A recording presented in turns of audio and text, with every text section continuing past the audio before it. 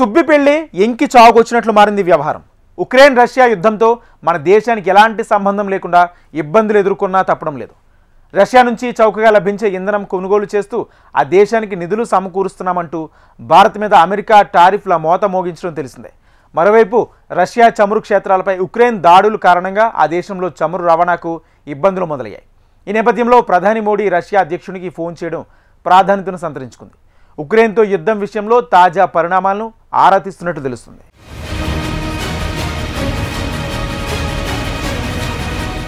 Ukraine మీద Russia ప్రారంభించిన యుద్ధం ఇప్పట్లో అంతమయ్యే అవకాశాలు కనిపించడం లేదు. 4 ఏళ్లుగా కొనసాగుతున్న ఈ యుద్ధం ప్రభావం యూరోప్నే కాకుండా అంతర్జాతీయ రాజకీయాలను ప్రభావితం చేస్తోంది. దీని సెగ భారత్కు ఇప్పటికే గట్టిగా తగిలింది. యుద్ధం ప్రారంభమైన సమయంలోనే రష్యా నుంచి తక్కువ ధరకు ఇంధనం కొనుగోలు చేసేందుకు భారత్ ఒప్పందం చేసుకుంది.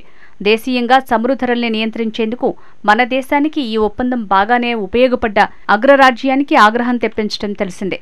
చమురు కొనుగోలు చేయడం ద్వారా ఉక్రెయిన్పై రష్యా యుద్ధానికి భారత్, చైనాలు నిధులు సమకూరుస్తున్నాయని అమెరికా అధ్యక్షుడు డొనాల్డ్ ట్రంప్ విమర్శించారు. అంతటితో ఆగకుండా భారత్ మీద అదనపు సుంకాలను కూడా విధించారు. అయినప్పటికీ మన దేశం లెక్క చేయకుండా రష్యాతో సంబంధాలను మరింత బలపరుచుకుంది.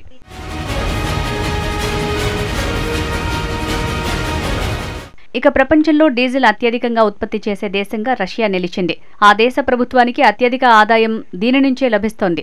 కాగా ఉక్రెయిన్ చేస్తున్న నిరంతర దాడుల కారణంగా కొత్త ఇబ్బందులు వచ్చిపడ్డాయి. రష్యా చమురు శుద్ధి కేంద్రాలు, పంపింగ్ కేంద్రాలు, ఇంధన సరఫరా రైళ్లను దక్షిణ రష్యాలో గ్యాజ్ ప్రోమ్ నిర్వహిస్తున్న ఓ భారీ చమురు శుద్ధి కేంద్రాన్ని ఇటీవలే ఉక్రెయిన్ డ్రోన్లు ధ్వంసం చేశాయి. సాధారణంగా ఆ సీజన్లో ప్రజలు ఎక్కువగా ప్రయాణాలు చేస్తుంటారు.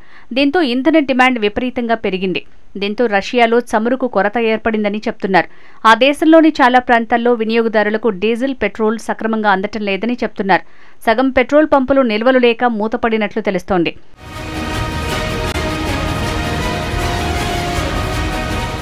రష్యాలో ఇంధన కొరతను సృష్టించడమే లక్ష్యంగా ఉక్రెయిన్ దాడులు చేస్తోందని చెప్తున్నారు. ఇంధన కొరతను ఎదుర్కొనేందుకు రష్యా నుంచి ఎగుమతి అయ్యే పెట్రోల్పై మార్చి నెలలో నిషేధం విధించింది.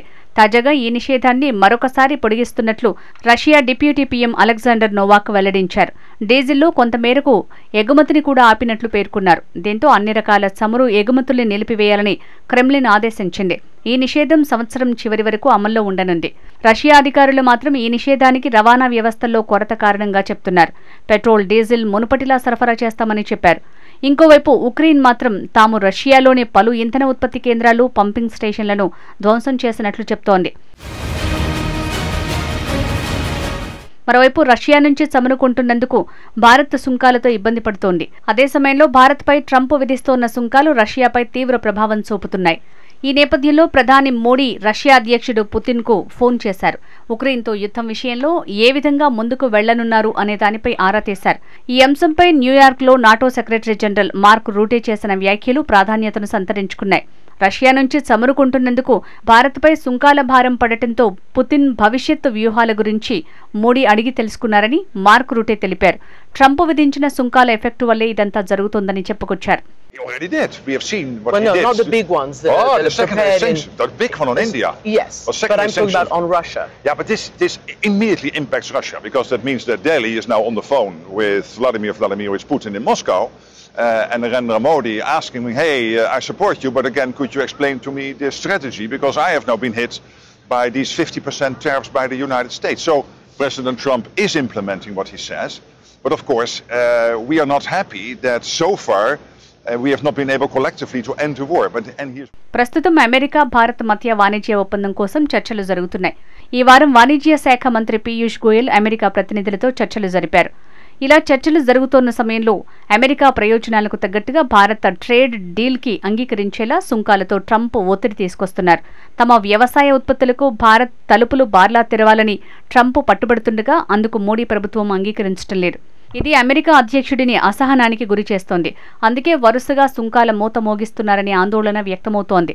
సరిగ్గా ఇదే సమయంలో అమెరికా అధ్యక్షుడు ఫార్మా రంగంపై 100% సుంకాలు పెంచడంతో భారత్కు మరోసారి కష్టాలొచ్చిపడ్డాయి.